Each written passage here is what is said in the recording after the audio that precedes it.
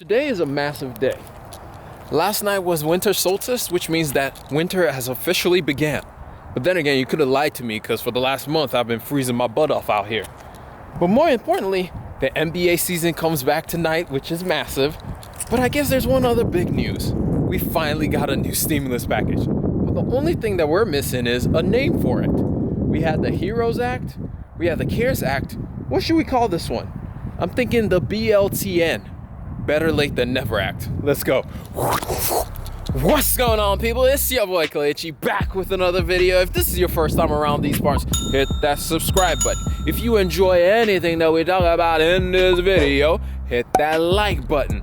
But anyway, for months, Nancy Pelosi and the Democrats versus Mitch McConnell and the Senate has been like a war raging between both sides, with each side blaming the other side for us not having another stimulus package. I mean, shortly after we had the CARES Act, everyone was waiting for them to announce another stimulus bill. We had the proposed Heroes Act by the House Democrats, which was going to spend about $2.2 trillion, to which the Republican Senate said, y'all joking, right? Because we ain't about to spend all that money. And then they came back with a $600 billion package, of which the House Democrats were like, oh, y'all trying to be stingy. We ain't about that life. We spending the big bucks this time around. And so the bickering went back and forth, back and forth, and back and forth. And the only thing that ended up having the change is because we were having some deadlines coming up. And so they had to come together and do something that apparently all our leaders have forgotten about, which is compromise. December 31st just being right around the corner, there were two main things that was about to expire from the CARES Act.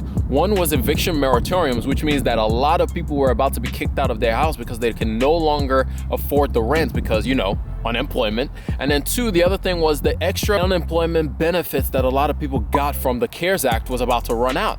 And so it's just kind of like Cinderella. You know how the story goes. The fairy godmother told her, hey, you have until midnight, and right at midnight, everything's gonna fall apart. Your carriage is gonna turn back to a pumpkin, your horses are gonna turn back to mice, and your nice dress is gonna turn back to rags. And that's what we're about to experience if they didn't come to an agreement.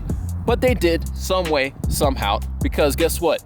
Sometimes it's better to agree to the basic things that you both support than rather than standing on the differences. However, I think the biggest reason why they finally acted was because unemployment started doing a U. In other words, it was going down, but gradually it's starting to do this number. In the last 2 weeks, we've seen a rise in unemployment claims. Prior to that, we had unemployment claims be about 715,000 people filing for new unemployment benefits. But in the last 2 weeks, that number rose all the way to 815,000 people. And then prior to this week, it's been 855,000 people. And so no one wants to be the government official that did nothing while unemployment started climbing back up, which is why we got this new stimulus. So let's break down everything that's in this new stimulus package. All right, so we're back at the computer and we can start breaking down every single part of this whole stimulus package. But first, the most important part, the one everybody's been waiting for, is the stimulus check. So let's get right into that stimulus check. So they're gonna be sending out $600 to each individual, and including dependents as well. So your children under the age of 17, they'll send out $600 for that as well. Meaning that if you have 2 children in your homes, you can get up to $2,400. So that's a good bit of change for families and for people to have a little bit of money in their pockets. I mean, would a $1,200 stimulus check have been better? Maybe, probably. Everybody likes a little bit of extra cash, but again, any little bit helps for sure. And we'll talk more about unemployment insurance and those assistance programs in the other part when we get into this. But there is restrictions on who can earn the whole $600. So if you make more than $75,000 a year as an individual or $150,000 a year, you will not be eligible to get the whole $600. It gets capped off at $75,000, and then after that, 5% is taken off. Every $100 you make more than the allotment, $5 or so is taken off of it. So CNBC Make It has a calculator on their website. I'm gonna put a link down in the description for you to go check out to see how much it will actually cost you, or rather how much you can actually get. So if you make $88,000, yeah, you're not gonna get anything. So if you make about, let's say you make $85,000, then you get like, you also are probably gonna get like maybe $100. So this calculates and lets you know how much you can probably get from this. So That's the stimulus check, if that's the question that you had. But the other thing that's interesting is all the other stuff that was included in the stimulus package, and we'll go through each one. The biggest one for me is the unemployment benefits that they're adding back into this thing. So as this article says, it says the jobless would receive a $300 weekly federal enhancement in benefits for another 11 weeks. Remember, this was going to expire. The initial one, which was $600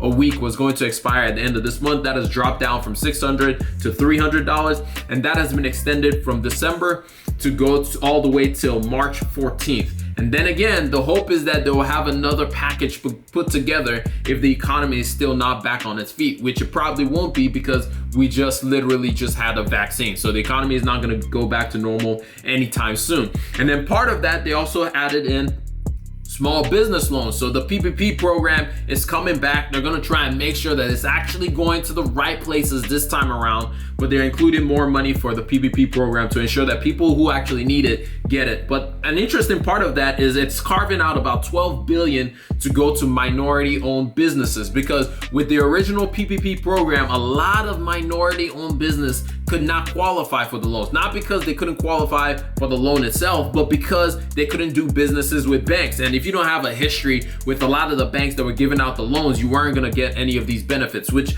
unfortunately, as much as most people don't like to admit it, minorities kind of get shafted in these kind of situations. And so 12 billion was set aside for that. And then part of that is also live event venues and theaters got about $15 billion in grants because they've been battered, because none of us are going out to go to concerts and those kind of things, and none of us are actually going to see movies right now. So they're giving them some money to stay closed and kind of keep their business going and keep people employed, which is the more important thing. It's not really about the business itself, it's about keeping people employed to ensure that those people keep spending in the economy.